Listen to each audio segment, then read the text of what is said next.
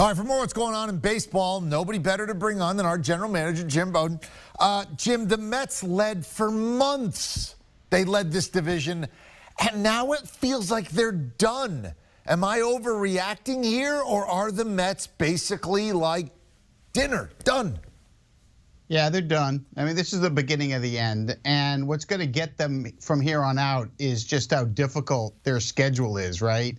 I mean, you saw them this weekend get absolutely pulverized by the Los Angeles Dodgers, and they've got 13 games still left with the Dodgers and Giants, and they've got 11 games left with the Brewers, the Yankees, the Red Sox, and the Phillies. They have by far the most difficult schedule of any of the contending teams, and that's going to do them in.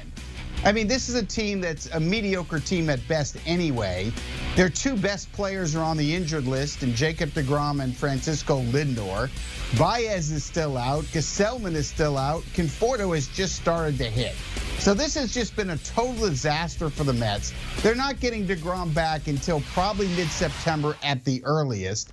Maybe Lindor gets activated, they tell me, next week. If all goes well, he's making progress. But it may be too late. As I said, I think the schedule is going to get them. And when you look in their division, the Phillies and Braves have extremely much easier schedules, as do the Reds and Padres. So the Mets are in a precarious position. But, you know, at the end of the day, EK, they're just not good enough. Next up, how about the Padres, right?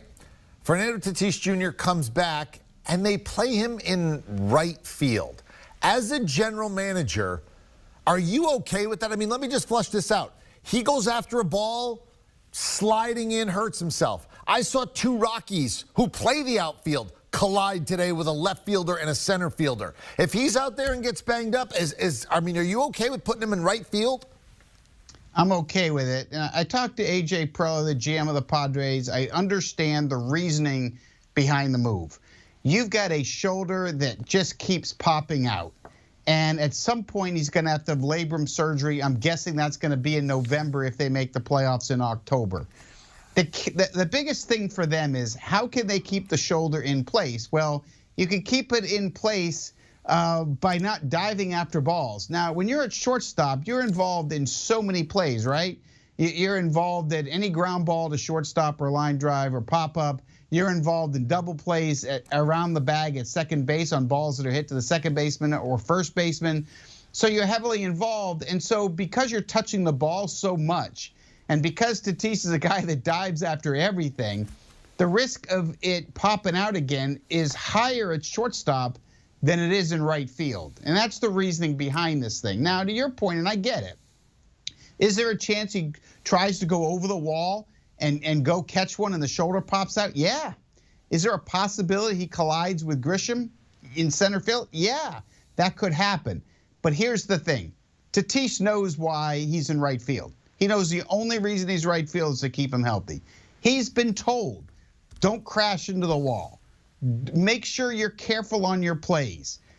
Don't go diving after everything in front of you. We're putting you out there because we need your bat. And you saw what happened on Sunday. 2 homers, a double, a Padres win. Tatis right now is the MVP of the National League. That's not debatable. You can talk Bryce Harper or Matt Muncy or Freddie Freeman or Ozzie Albies or Joey Votto or Jesse Winker or any of the rest of them. Tatis is the MVP of the league.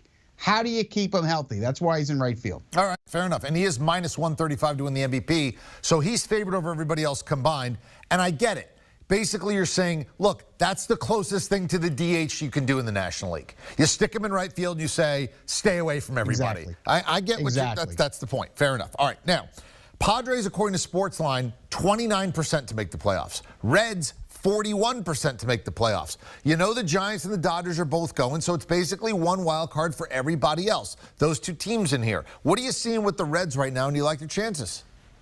Yeah, they're a real threat to San Diego, especially the way the Padres rotation has gone, with Yu Darvish struggling with the back issue and his 6 ERA in August. You know, that's been a big issue, the injury to Nelson Lamet, Blake Snell's struggle. So that has given the Reds an opportunity. Now, we talk about scheduling matters.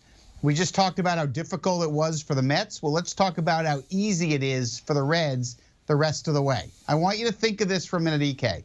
They got 26 games left. with the Cubs, the Pirates, the Tigers, the Marlins, and the Nationals. 26 of their games against those 5 teams. They have by far a way easier schedule than San Diego does, and the second easiest in the National League behind only the Philadelphia Phillies.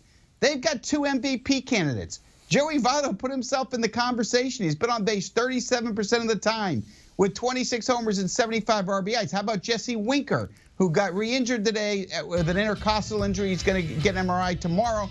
But he's been on base 39% of the time with 24 homers and 71 RBIs. And by the way, their rotation of Castillo, Malley, Miley, and Gray is as good as San Diego's right now with the injuries and the underperformance that we're seeing.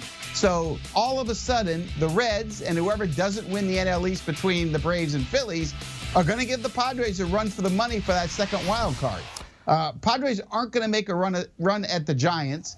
That division's now between the Giants and Dodgers alone. But this wild card race, that for the second wild card between Padres, Reds, and whoever doesn't win the East with the Phillies and Braves, it's going to be wild and fun. And again, according to Sportsline, the Reds have the best chance, and as you pointed out, the schedule advantage to be that second wild card, which would leave the Padres out in the cold. Excellent work by our world champion general manager. Let's do it again soon, Jim. Thanks. Sounds good, EK. Want a sports network that delivers everything that matters about the game? The highlights, the picks, the instant analysis. No yelling, no fake debates, no politics. Hit the subscribe button and never miss a moment.